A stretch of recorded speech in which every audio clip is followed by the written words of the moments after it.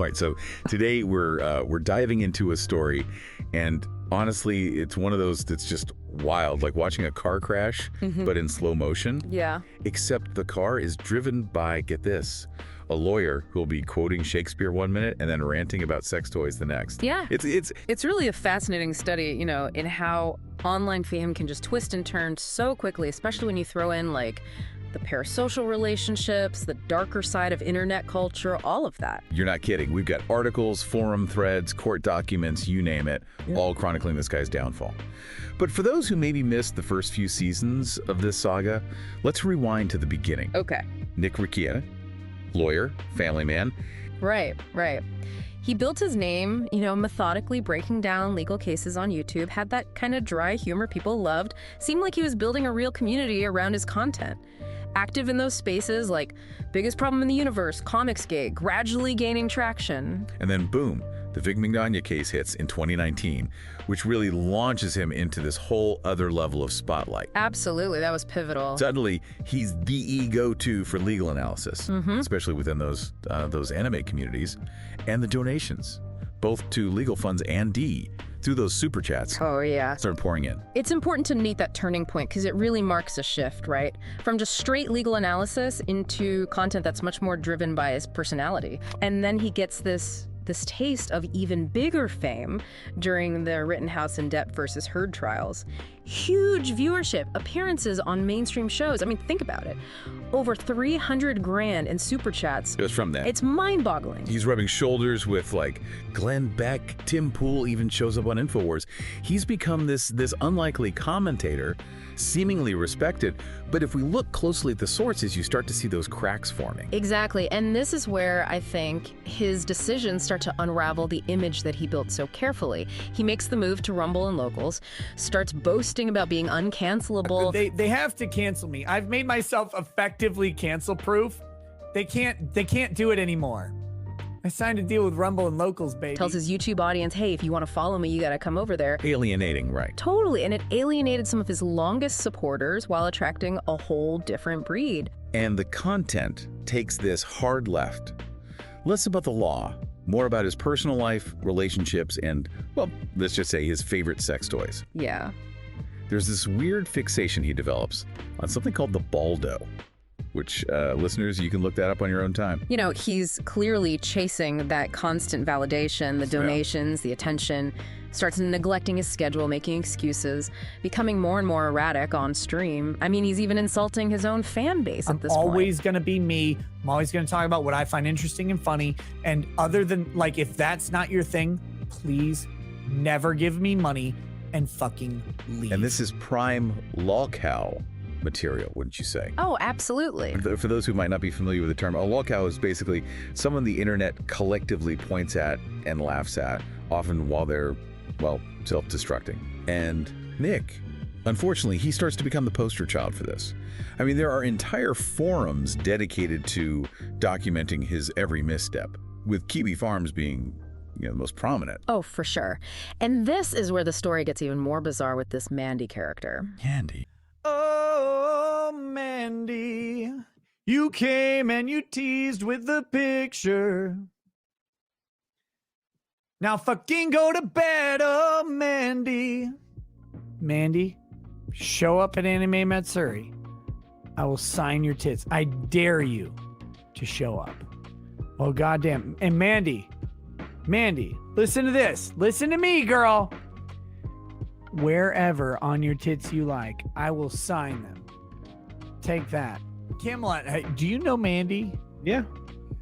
How can someone not know MANdy? She has nice tits. MANdy is That she so does. fucking gorgeous. Would eat that ass. Oh my god. If I were single, MANdy, you would never be single again. MANdy, if I were not married, girl, I would wreck you. I would save you. I would do whatever on earth. Camelot, I don't need MDMA from What if MANdy. the people was trying to MANdy, get MANdy? MANdy is so goddamn hot. MANdy is fucking phenomenally hot. I'm a Christian trad whatever. Lady Rackets will tell you that you are fucking fire. I don't need to say a goddamn word. And listen, MANdy is gorgeous. She's a gorgeous woman.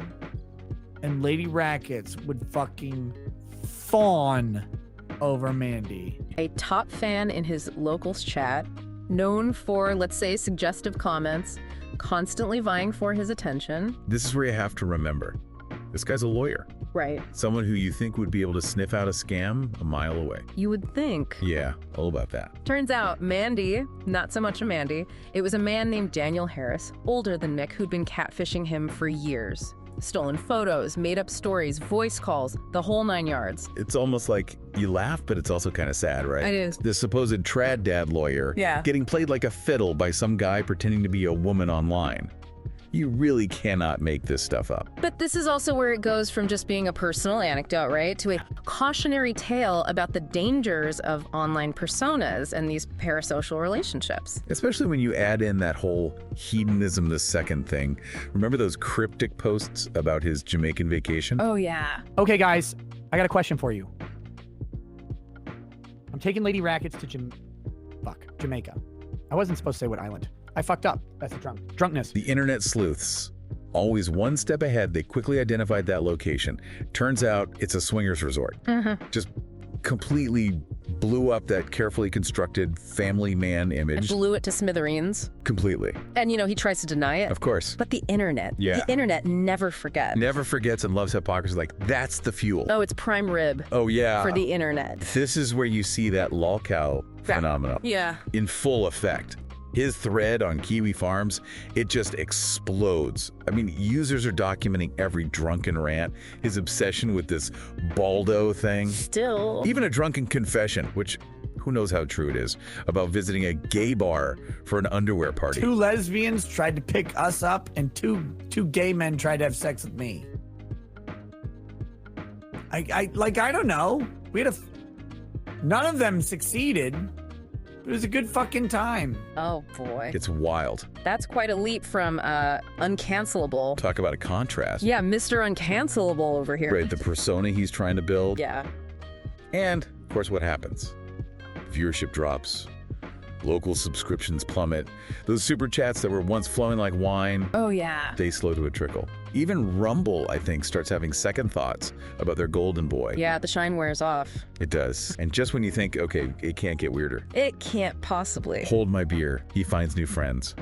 The Imholtes from the Steel Toe Morning Show. Oh, this is where they enter the picture. They do. And they start collaborating, sharing an audience, and even hinting at, you guessed it, more swinging, Oh, yeah, adding fuel to the fire. pouring gasoline on it at this point. Yeah. And it all kind of culminates in May 2024 with this police raid on his home. Yeah, this is where it goes from Oh, yeah. internet shenanigans to real-life consequences. Because now we're talking cocaine, paraphernalia, Yeah. the whole shebang. He's charged with drug possession, child neglect, and then, of course, there's the infamous Cokestream. Oh, we have to talk about the Cokestream, this train wreck. Just days before the arrest, this horrifying glimpse into the meltdown, he's disheveled, rambling incoherently, and it appears that he's, well, engaging in some on-camera self-gratification. Yeah. Which, according to the warrant, was actually part of the evidence that was presented to Judge Fisher. And if you're keeping score, that's the same judge from Nick's whole defamation case with Monograph. Oh, wow. Worlds colliding. Talk about worlds colliding. You can't make this stuff It's like, what are the odds? Right. So initially people think, okay, slap on the wrist, maybe some probation. But then the charges get upgraded I do. to a second-degree felony, which is a whole different ballgame. You're talking about 25 years if he's convicted. Wow. And then the child neglect charges, that brings in Child Protective Services. This is not online drama anymore. No. This is serious stuff. This is real life. And everyone starts to backpedal. I mean, Fox News, Daily Mail, everyone's covering it. This house of cards is collapsing. And then, as if things couldn't get any worse, enter Aaron Imholtes stage left, the supposed friend from the Steel Toe Morning Show, and he delivers, I don't know if it's a final blow because it seems like there's a new blow every week, Right. but he really goes in. Yeah, he does. He does, goes public, starts detailing the drug use, the swinging, paints this really dark picture of Nick. He does. Which, you know, I guess we'll talk about Aaron and his motivations and all that. Right, we've got to unpack that. Yeah, we'll unpack that. For sure. But it's a lot there. It's brutal, but it does seem to confirm, I don't know, a lot of what the online world had been piecing together, you know, for months at that point. Yeah, it lends credence to it for sure. And look, as if this story couldn't get any more tragic, we get these leaked documents from Child Protective Services, and they reveal that one of his kids tested positive for cocaine. Oh, man. And not a small amount either. 10 times the threshold for a false positive, according to those documents. It's just, I don't know, it's tough to hear that suddenly those memes, that lolcow label, it all feels pretty insignificant. Absolutely. It's a harsh reminder that we're dealing with real people here. Yeah. Families, real-world consequences. Nick, of course, tries to deflect, says nobody has the full story, but the damage is done. His reputation, his career, shot. Yeah. And he's staring down some serious legal trouble. Yeah, and then in a last act of, I don't even know what to call it, he files revenge porn charges against Aaron Imholtes. Oh, no kidding. Yep. Adds another layer to this whole messy situation, just when you think it can't get any more complicated. It's like watching a car crash, a train wreck, and a dumpster fire all at once. It's a lot to process. But it's fascinating, isn't it? In a disturbing kind of way. This deep dive into the dark side of online fame, the potential consequences. And it really brings us to that bigger question, doesn't it? What can we, as both consumers and participants in this online world, learn from something like this, from Nick Rekieta's very public downfall? It's easy to get caught up in it, right? The drama, the gossip, that schadenfreude element. Oh, for sure. But this story, it highlights those very real dangers when those lines between our online personas and our offline lives, they start to blur. And then they completely disappear. The internet can be ruthless and unforgiving. Anonymity, it emboldens people, information spreads like wildfire, and once you're in the crosshairs of that court of public opinion, good luck escaping it. Nick Rekieta, he built his career on being the internet's trad dad lawyer. That was his thing. But that persona, well, it couldn't withstand the weight of his own actions. And the people he surrounded himself with, online and offline, they played a role too. Let's not let them off the hook. This whole case, it's a cautionary tale, that's for sure.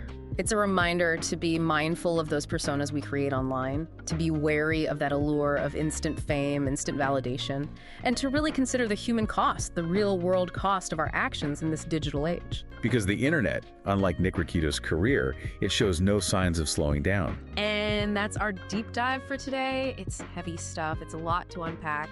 And if you're anything like us, you probably have more questions than answers right now, but hopefully you're walking away with a renewed sense of, I don't know, caution as you navigate this ever-evolving landscape of the internet. I know it's our job to help this guy and everything, but I think this guy's a lost cause. He's obviously made up his mind. Why don't we just cut our losses and get out of here?